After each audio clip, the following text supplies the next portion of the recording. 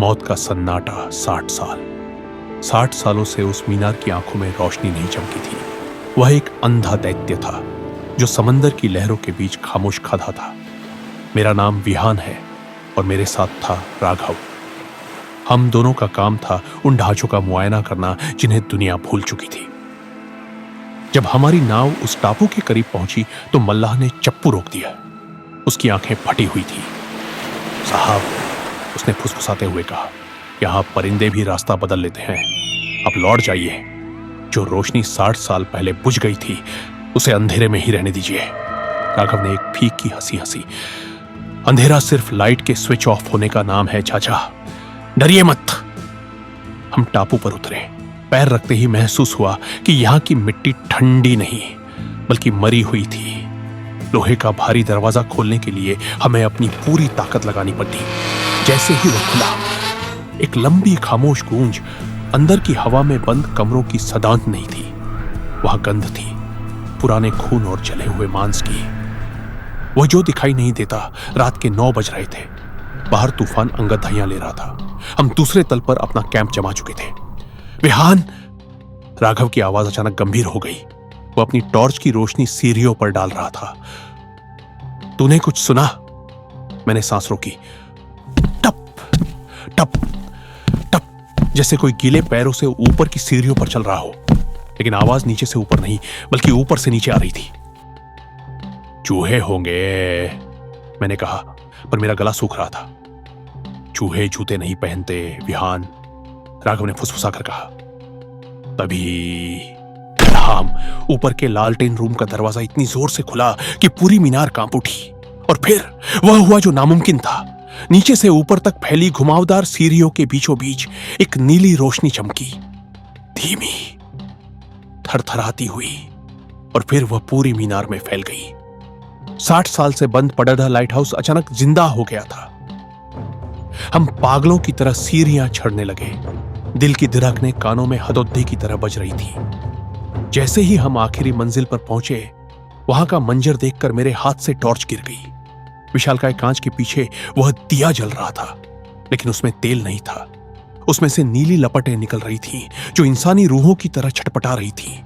और वहां कमरे के बीचों बीच एक बूढ़ा आदमी खद्दा था। उसकी पीठ हमारी तरफ थी। उसके कपड़े फटे हुए थे और उनसे नमक का पानी टपक रहा था। सर, राघव ने कांपते हुए पुकारा। वह आदमी धीरे धीरे मुद्दा, पर उसका चेहरा था ही नहीं। वह सिर्फ एक गहरा काला गड्ढा था जिसमें वही नीली रोशनी खदबदा रही थी। तुमने दरवाजा क्यों खोला? उसकी आवाज नहीं थी। वह हवा का एक सर्द झोंका था जो हमारे फेफड़ों को जमा रहा था। वह नीली रोशनी लाल हो गई। कमरे की दीवारें पिघलने लगी। राघव चिल्लाया और पीछे हटा, लेकिन फर्श से अनगिनत काले हाथ निकले और उसके पैरों को जकता ढालिया। विहान, मुझे बचाओ! राघव की चीख में जो दर्द था वह मैं कभी नहीं भूल पाऊंगा। मैं उसे पकड़ने झपटा, लेकिन तभी लाइट हाउस का वह विशाल शीशा जोर से घूमा। चरर चरर। उसकी रोशनी अब समंदर पर नहीं बल्कि कमरे के अंदर हम पर पड़ी रही थी। हर बार जब वह रोशनी राघव पर पड़ जाती, उसका शरीर पारदर्शी, ट्रांसपेरेंट होता जा रहा था। विहान, भाग! यह लाइट हाउस रोशनी देने के लिए नहीं है। राघव की आवाज अब दूर से आती हुई लग रही थी। यह शिकार करने के लिए है। यहां 60 सालों से कोई नहीं मरा क्योंकि इसे नए जिस्म चाहिए थे।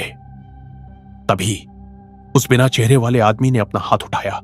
पूरी मीनार में एक गूंज उठी, जैसे हजारों लोग एक साथ रो रहे हो। मैंने देखा, राघव के पीछे उसकी अपनी परछाई उससे अलग हो गई। वह परछाई दीवार पर खड़ी हुई और उसने राघव का गला पकड़ डालिया। एक पल का सन्नाटा, सिर्फ हवा का शोर। अगले ही पल एक धमाका हुआ। सारी कांच की दीवारें टूटकर बिखर गई। नीली रोशनी ने मुझे उठाकर बाहर समंदर की तरफ फेंक दिया। जब मेरी आंखें खुली तो मैं किनारे पर पड़ा था। मेरा पूरा शरीर लहूलुहान था। सूरज निकल चुका था। मैं पागलों की तरह लाइट हाउस की तरफ भागा। राघव, राघव! अंदर सब कुछ शांत था। धूल जमी थी। मगदी के जाले वैसे ही थे जैसे 60 साल से हो। वहां न कोई नीला दिया था, न कोई बूढ़ा आदमी, लेकिन वहां फर्श पर राघव की घड़ी पद्दी थी। कांच टूटा हुआ था और सुइयां उसी वक्त पर रुकी थीं जब वह नीली रोशनी जली थी। मैं भागकर नाव वाले के पास गया। वह वहीं खड़ा था। मेरा साथी कहां है? मैंने उसकी कमीज पकड़ कर चीखा। उसने बड़े ठंडेपन से मेरी तरफ देखा और कहा, साहब, आप अकेले आए थे। काले पत्थर के लाइट हाउस में 2 लोग कभी नहीं जाते। यहां जो भी आता है वो अपनी परछाई वहीं छोड़ा जाता है। आप अपनी परछाई देखिए। मैंने नीचे देखा। धूप तेज थी। हर चीज की परछाई बन रही थी, नाव की, पत्थरों की, उस मल्लाह की, लेकिन मेरी कोई परछाई नहीं थी। फर्श पर मेरे कदमों के नीचे सिर्फ खालीपन था। क्या आप जानना चाहेंगे कि विहान अपनी परछाई और राघव को वापस पाने के लिए उस अंधेरे के साथ क्या सौदा करता है?